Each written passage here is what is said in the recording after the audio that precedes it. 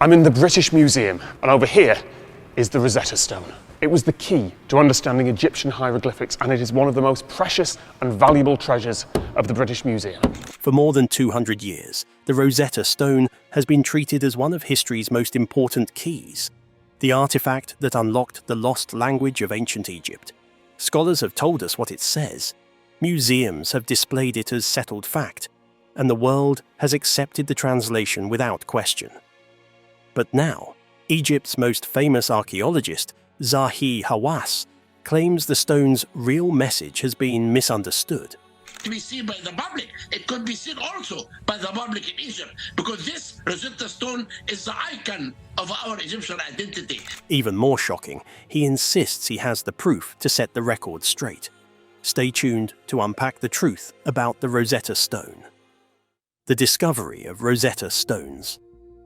The story of the Rosetta Stone begins not in a museum, but on a battlefield. In the summer of 1799, Napoleon Bonaparte was deep into his ambitious Egyptian campaign. His army wasn't just made up of soldiers, he had brought along engineers, artists, and scholars, all charged with documenting and collecting the wonders of Egypt. It was during this campaign, in the small Nile Delta town of Rosetta, today known as Rashid, that fate intervened. As French soldiers were strengthening the walls of a fort, one of them uncovered a black slab of stone, almost 4 feet tall, inscribed with lines of strange writing. At first glance, it was just another carved relic, but the scholars who examined it quickly realized this was no ordinary find. What made it remarkable was not the size of the slab, or even the beauty of the inscriptions, but the fact that the same message appeared to be written in 3 very different scripts. At the top were the elegant sacred hieroglyphs of the pharaohs.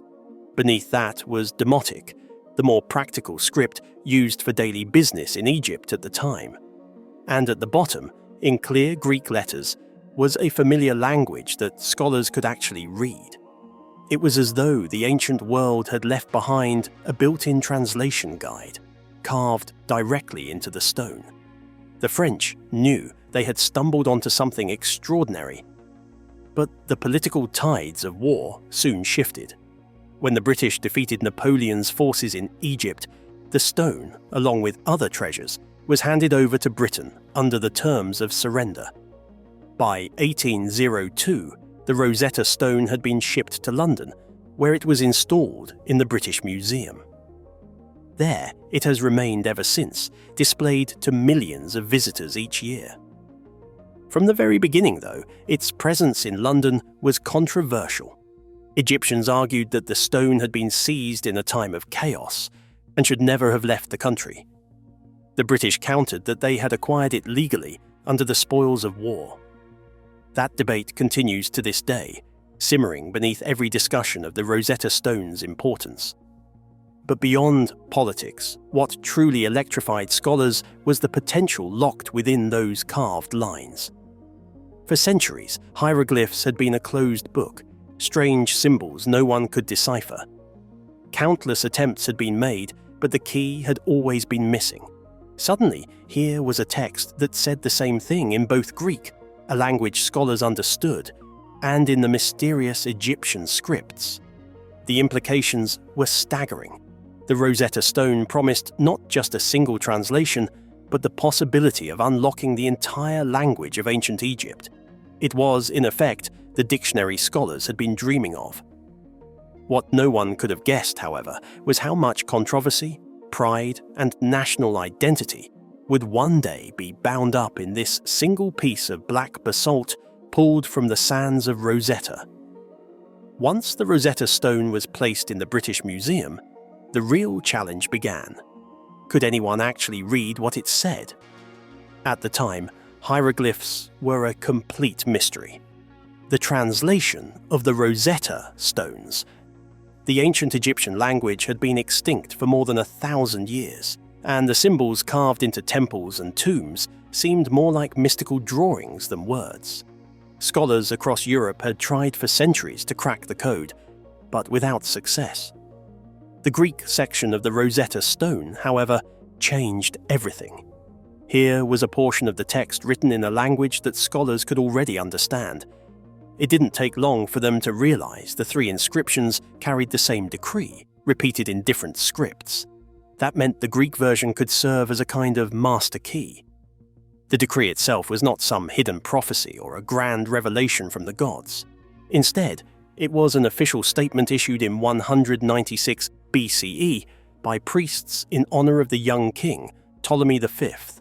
The message praised the pharaoh for his generosity, recording how he reduced taxes, donated wealth to temples, and supported the priesthood. In return, the priests declared that statues of the king should be set up in temples, and that the decree itself should be carved in 3 scripts so that all of Egypt could read it. For modern audiences, the content might sound almost mundane, a political and religious document meant to glorify a ruler. But for scholars, it was revolutionary. The Greek text laid out exactly what the other 2 scripts were supposed to say. If those could be matched symbol by symbol, then the mystery of Egyptian writing might finally be solved. In the early 1800s, English scholar Thomas Young made the first breakthrough. He noticed that some of the hieroglyphs on the stone were enclosed in oval shapes, called cartouches. By comparing these with the Greek text, he deduced that they represented royal names, like Ptolemy. It was a crucial step. It showed that hieroglyphs were not just pictures or symbols, but in some cases they represented sounds. Building on this, the French scholar Jean-François Champollion pushed the research even further. Fluent in Coptic, a later stage of the Egyptian language, Champollion realized that the hieroglyphs contained both phonetic letters and symbolic elements. In 1822, he announced that he had successfully deciphered the script. His work opened the door to reading not just the Rosetta Stone, but thousands of inscriptions across Egypt. The translation of the stone, then, was less about the decree itself and more about the vast world of knowledge it unlocked. Temples, tombs, and monuments that had stood silent for millennia could now speak again. Stories of gods, kings, and everyday life flooded into the modern imagination. To this day, the Rosetta Stone's text is considered straightforward, a decree praising a young king, repeated in 3 scripts. And yet, despite the apparent clarity, Zahi Hawass has argued that what we've been told is incomplete, that the official translation hides deeper truths, and that he has the proof to expose them. To understand why the Rosetta Stone has become such a lightning rod in recent years, you need to know the man who made it happen, Dr. Zahi Hawass. Who is Zahi Hawass? If there's a single name most people associate with modern Egyptian archaeology, it's his. For decades, Hawass has been both a scientist and a showman, a man who has built his career on unearthing ancient wonders and making sure the world knows it was him who found them. Hawass first rose to prominence in the late 20th century, climbing through Egypt's Supreme Council of Antiquities to eventually become its Secretary General. He was charismatic, outspoken, and fiercely nationalistic. Unlike the quiet, bookish image many people have of archaeologists, Hawass turned discovery into a performance. He appeared in countless documentaries, usually wearing his trademark wide-brimmed hat, guiding cameras into tombs and pyramids with the dramatic flair of an Indiana Jones figure come to life. To his admirers, he was a protector of Egypt's heritage, finally putting Egyptians, rather than foreign academics, at the center of their own history. To his critics, he was arrogant, controlling, and obsessed with publicity. But even his enemies admitted one thing: when Zahi Hawass spoke, the world listened. And he had a message that was far louder than any archaeological find. For years, Hawass campaigned for the return of Egypt's most famous artifacts, taken abroad during colonial times. He demanded the bust of Nefertiti back from Berlin, the Dendera Zodiac from the Louvre in Paris, and most controversially, the Rosetta Stone from the British Museum. In his view, these treasures had been looted during an era of foreign domination, and keeping them in Europe was nothing short of theft. But Hawass didn't just rely on moral arguments. He began to question the very heart of what the Rosetta Stone represented. The world had been told that the stone's message was simply a royal decree praising Ptolemy V. But Hawass claimed this wasn't the full story. According to him, the accepted translation was flawed, or at least incomplete, and the stone's true meaning had been misunderstood for centuries. In interviews and lectures, he hinted that the stone contained layers of political and cultural significance that Western scholars had overlooked, either through bias or through a lack of cultural context. He argued that Egyptian experts, fluent not only in language but in heritage, were better positioned to interpret the inscriptions than outsiders. And, most provocatively, he claimed he had evidence, proof that would reframe the entire narrative. For some, this was classic Hawass, dramatic, defiant, and perfectly timed for maximum attention. He had spent his career framing archaeology not just as science, but as national storytelling. To reinterpret the Rosetta Stone wasn't just an academic exercise, it was a way to reclaim Egypt's voice in history. Of course, this wasn't the first time Hawass had courted controversy. He had been accused of exaggerating discoveries, of sidelining rival scholars, and even of using Egypt's ancient past as a tool for political influence. Yet none of that seemed to diminish his authority at home. If anything, his boldness made him a hero to many Egyptians, who saw in him a defender of their culture against centuries of foreign control. So when he declared that the Rosetta Stone doesn't say what the world thinks it does, people paid attention. Some scholars dismissed it as bluster. Others waited cautiously to see if he really had new evidence. But one thing was certain: the debate over the Rosetta Stone was no longer just about language. It was about power, pride, and who gets to decide the meaning of the past. Claim versus evidence. When Zahi Hawass declared that the Rosetta Stone's official translation was wrong, the shockwaves spread quickly.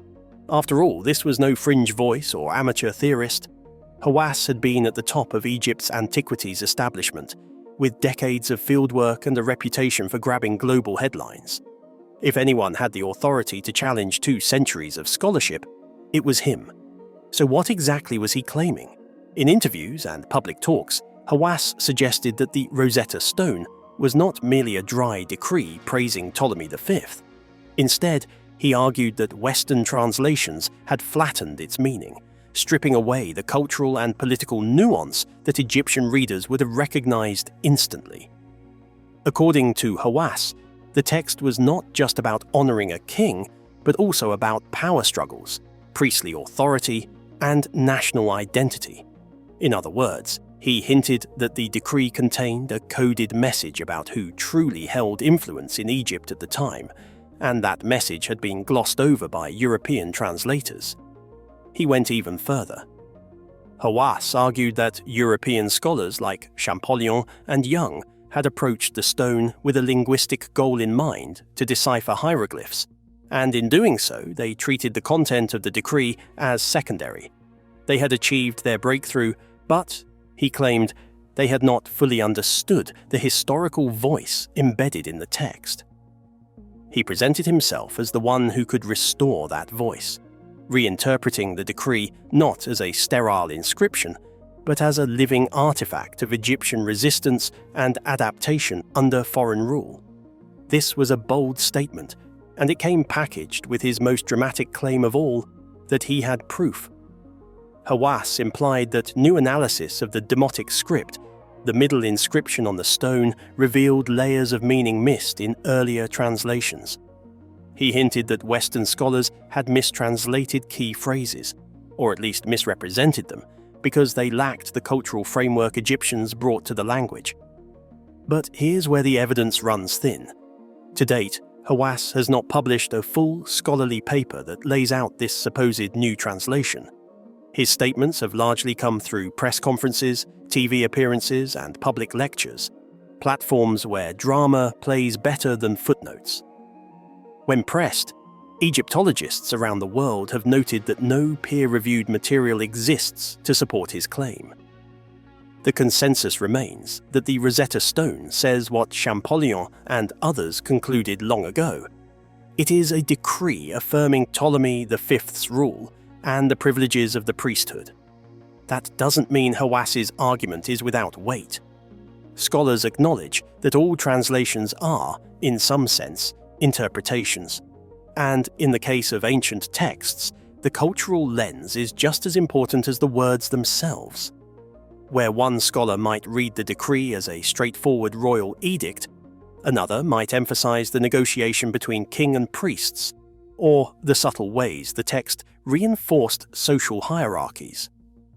From this angle, Hawass's claim that Egyptians can read their own history differently has resonance. The problem is that his presentation blurs the line between reinterpretation and revelation. By suggesting the real meaning of the Rosetta Stone has been hidden for centuries, Hawass courts sensationalism.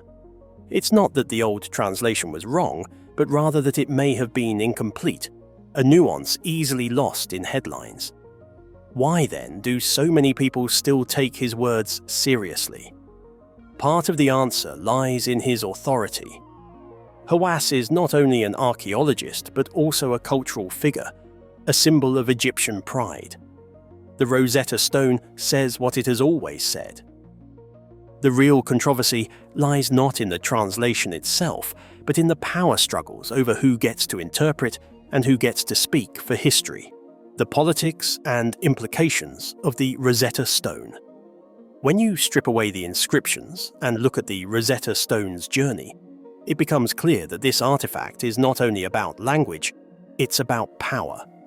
The stone was discovered by Napoleon's soldiers in 1799, but within a few short years, it was in British hands. After the French defeat in Egypt, the British seized the stone as part of the surrender terms and shipped it to London. In 1802, it went on display in the British Museum, where it has remained ever since. From the very beginning, this created tension. To Egyptians, the stone was part of their heritage, carved in their land by their ancestors. To the British, it became a trophy of empire, a symbol of their ability to claim and preserve the treasures of the ancient world. Visitors from across Europe came to marvel at it, and generations of scholars built their careers around its study. But as Egypt regained independence and cultural pride in the 20th century, the stone's absence grew harder to accept. Zahi Hawass, more than anyone else, made it a personal mission to demand its return. He called the stone the icon of Egyptian identity and argued that it had been taken illegally during a time of occupation with no consent from Egyptians themselves.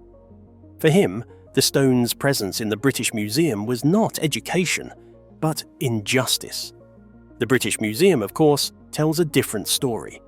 They argue that the stone was obtained legally through the Treaty of Alexandria in 1801, when France ceded its Egyptian finds to Britain after surrender.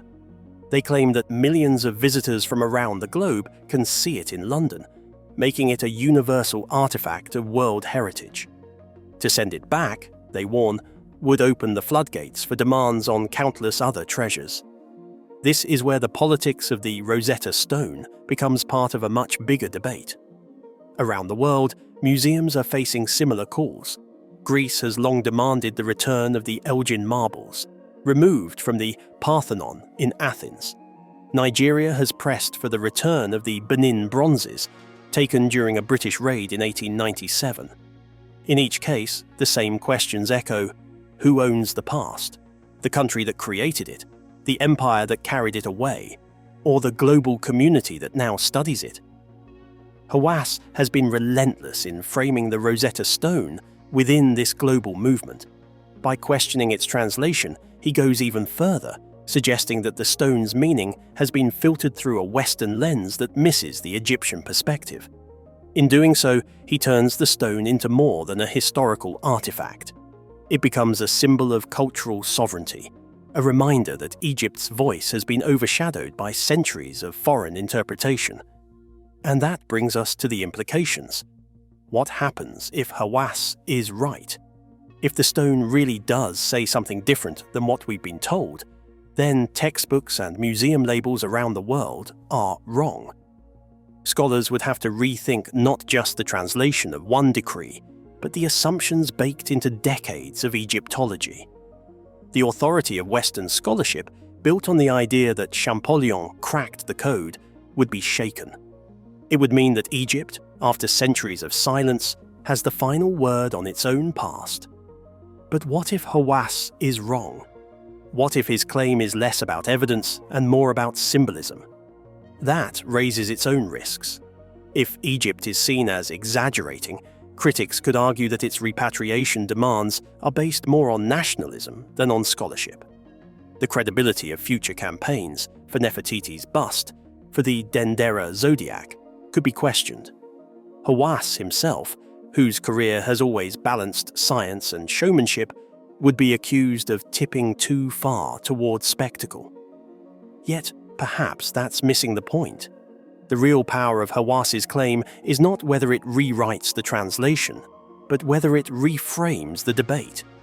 Because even if the decree is exactly what Champollion said it was, a text praising Ptolemy V, the fact remains that it was carved in Egypt, for Egyptians, in their language. By insisting on a new interpretation, Hawass forces the world to acknowledge that the story of the Rosetta Stone is not complete until it is told through Egyptian eyes. And that is why the stone matters so much more than its literal words. It is not just a slab of basalt with 3 scripts carved into it. It is a battlefield of meaning. To Western scholars, it represents a triumph of reason, the moment when the lost language of hieroglyphs was unlocked. To Egyptians, it represents something far deeper, a stolen voice, an artifact that belongs not in London but in Cairo, where it could speak again to the descendants of the people who created it. If you enjoyed this video, please like and subscribe. Click on the next video shown on your screen.